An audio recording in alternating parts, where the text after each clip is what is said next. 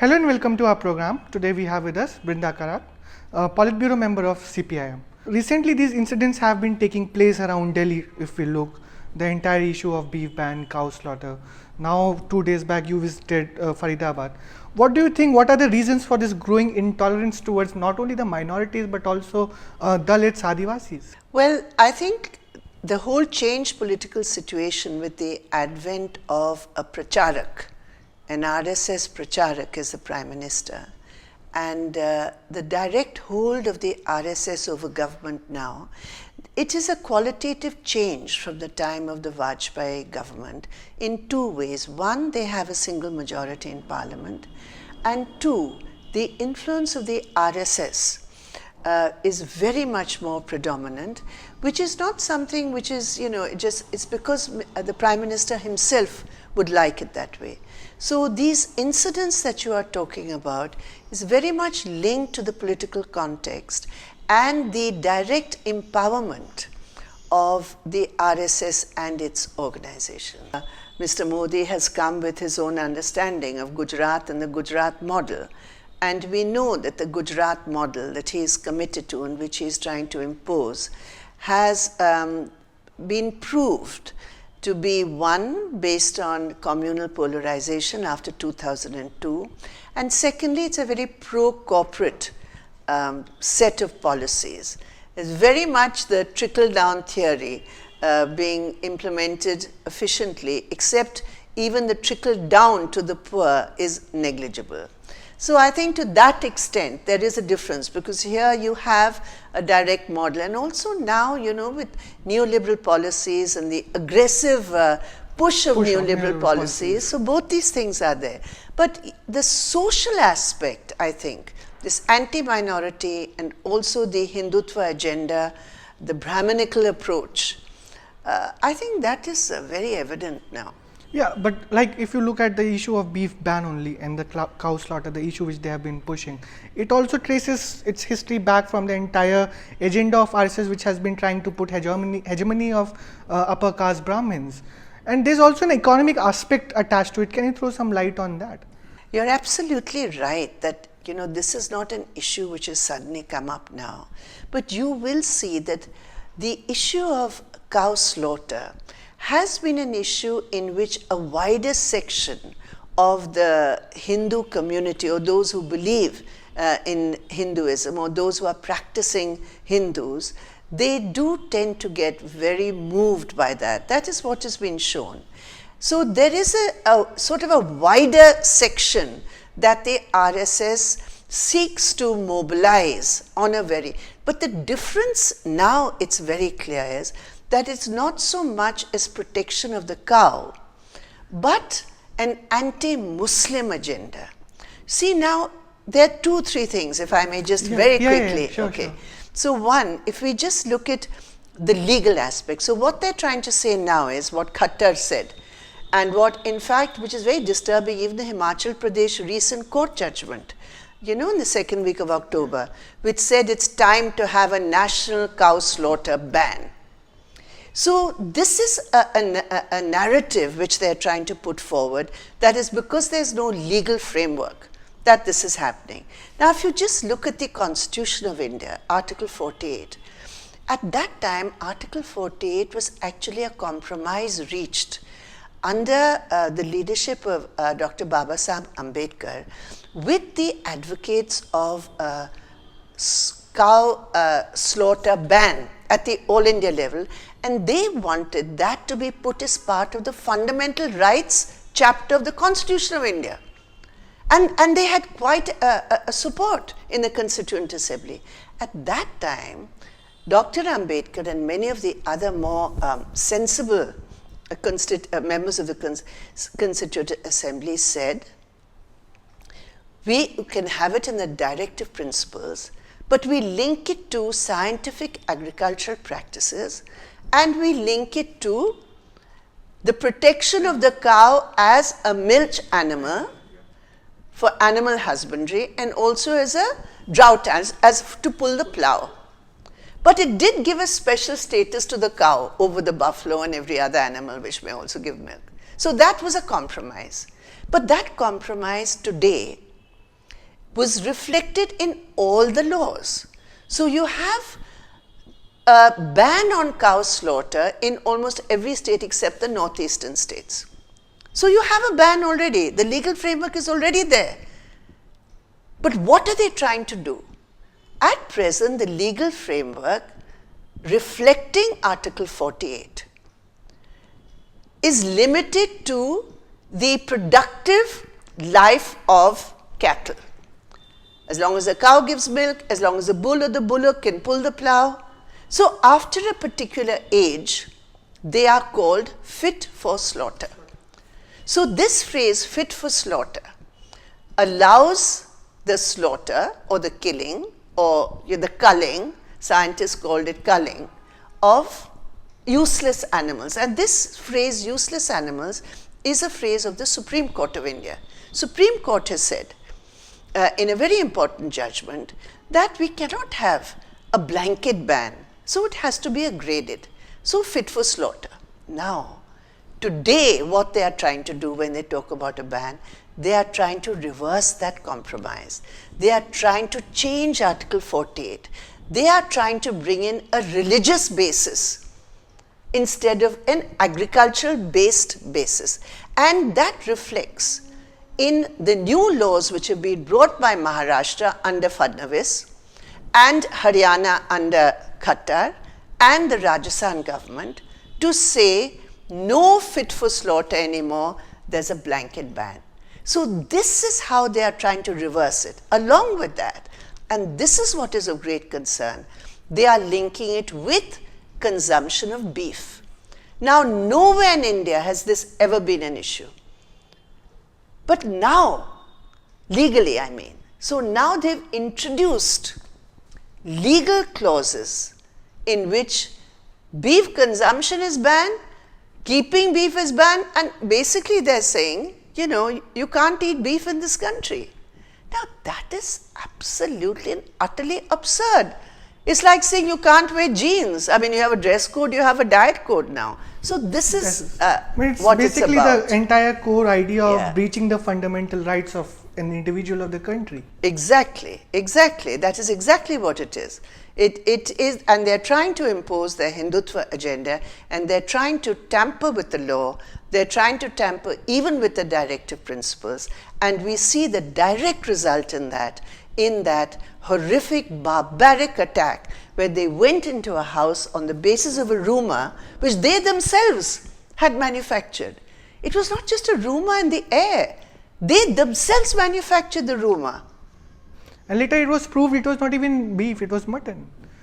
I mean, for them that was immaterial. They did what they had to do, which was to polarize the community in a village, which was an island of communal harmony, in which the women of the household told me that, you know, our men folk used to go out to work and we never for a minute felt insecure, although we're living in a completely Hindu-dominated area.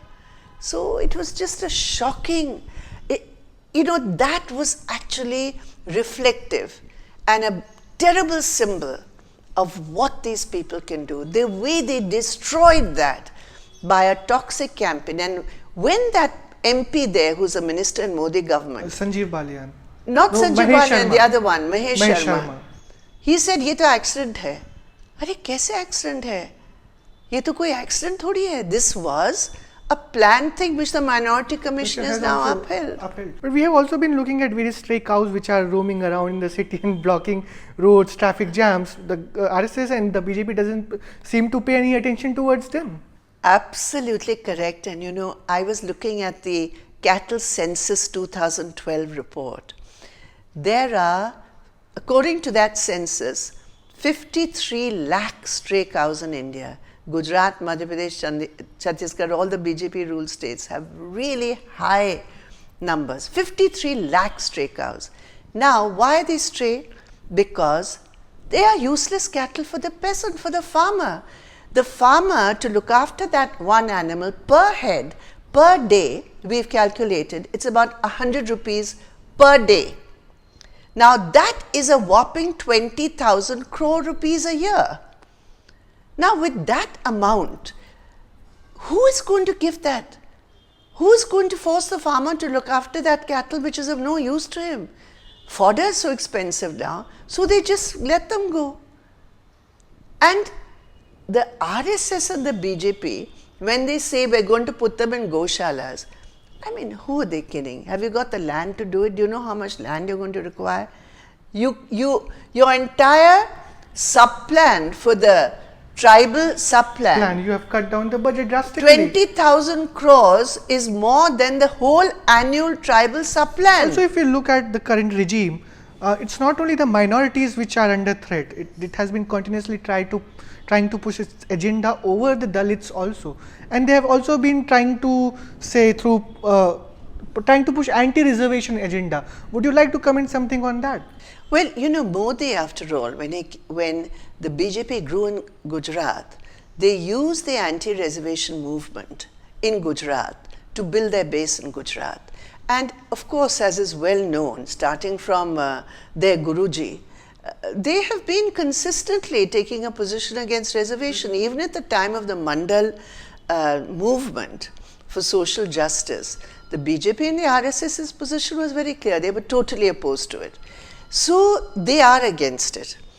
And Mohan Bhagwat's statement that it needs quote unquote reconsideration is nothing but trying to bring back into the agenda, and at a time in neoliberal policies when jobs have become scarce, at a time when there's a ban on government jobs, at a time when young people, regardless of their caste, are desperately looking for jobs. Now, we know that reservation is not the magic wand to deal with unemployment. It is an instrument to help to deal with social inequality, but certainly it's not going to deal with unemployment. But this is an opportunity for them because jobs are scarce. Now, a young boy or young girl who's done well and who does not belong to the reserve categories would obviously have a sense of resentment as to why am I not getting a job? Now, this is a very genuine grievance. Now, how do you deal with that grievance? You have to deal with that grievance by providing a large number of jobs by changing your economic policies. At the same time, it also requires a very strong commitment to social justice, to deal with historical injustices and historical inequalities which continue in the present. It's not something that happened a century ago. Today, Dalits and a section of the OBCs are certainly still discriminated against. But we have supported the creamy layer among the OBCs because there's no doubt about it that a section of the OBCs have benefited from many of the policies, and therefore the creamy layer argument for OBCs does work and it is relevant. But that doesn't need reconsideration, that's already there. So what needs reconsideration? The only thing that needs reconsideration, according to Bhagwat, is SC/ST. So they want to tamper with the basic fundamentals of the Constitution as far as reservation is concerned. And this is a totally anti-Dalit agenda and is very much linked to their social approach also. Yeah, also if we look at the current regime and the economic policies which they have been following, and if we look around us these days, the prices of pulses has gone up to 200 rupees. The government doesn't seem to be interested in that at all. Exactly. I mean, somebody quite rightly said in Bihar, in the Bihar elections when I was camping, they said, "Bhai, ye to dal ki baat chhod rahe hain, go mas ki baat kar rahe hain." I mean, why are you talking about beef? This is not an issue here. Talk about dal and why your import-export policies have so utterly failed the people and so utterly benefited the big traders who have been hoarding. And now suddenly, after the entire hoarding has led to crores of rupees profits, the finance minister suddenly says, "Oh, look, we had raids and this is the thousands that we've got." It's ridiculous. So it is a diversion in that sense. You're right about that. This would be my last question. Looking at the current scenario, where do you see this government heading towards, and what will be the approach of the left organizations, especially yours, which is working on the ground? What will be the approach? How will you tackle the current regime which is in power? Well, I think the utter hypocrisy of the Prime Minister and his cabinet in not taking action against the repeated offenses committed by his ministers in his cabinet. That is the first issue. They are defending them. So that approach means that we can be pretty sure that the RSS has a free rein to subvert institutions, as we have seen what is happening with the writers today. So you're subverting institutions, you are not allowing, you're being intolerant totally towards any type of dissent. That's one aspect. You're filling these institutions with people who have the only qualification of being RSS friends or direct RSS appointees without any academic qualification. So this agenda, I think, is going to be very much part of the future. It may get worse. Along with that will be the corporate agenda. Now they're really getting jittery and they're just putting out ridiculous things. Suddenly you see a poster in Delhi. Now India has been certified by such and such agency as being the favored place of investment and so on, but there's no money coming in. The money is going out. Tatas, Birlas, Adanis, they're all investing outside. Nobody's investing. Forget foreign capital, your own big business is not investing. They're giving jobs to Americans, they're not giving jobs to Indians. So that's failing too. So they're going to be more aggressive about pro-corporate agendas. What more they can do, how many more laws for the workers and peasants they can dilute to bring FDI and big business, including domestic investment, higher. So these two pillars, I think. But that also leads to resistance. I mean, look at the resistance we're seeing today. Dalit organizations are getting together, Adivasi organizations are getting together. We saw the most successful September 2 All India industrial strike by all the trade unions, and even though the BMS betrayed, going by what the RSS dictated, on the ground level, they couldn't stop their workers from joining the strike. So there's a momentum of resistance and struggle. And the Kisans and their unity, which forced Modi government to retract on its bogus amendments to the 2013 Act.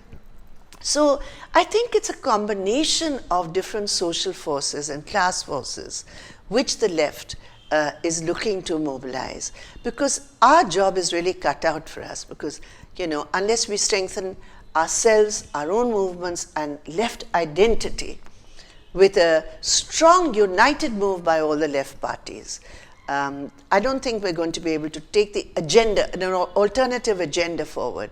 So we're looking at alternative agendas in different fields, and I think the resistance is on. It's still in the early stages, but I hope and we're going to work towards intensification of that and to give the people of India a credible alternative. We would like to end here on this positive note that struggle is the way ahead. Absolutely. Thanks a lot for giving us your time. Thank you, Francha.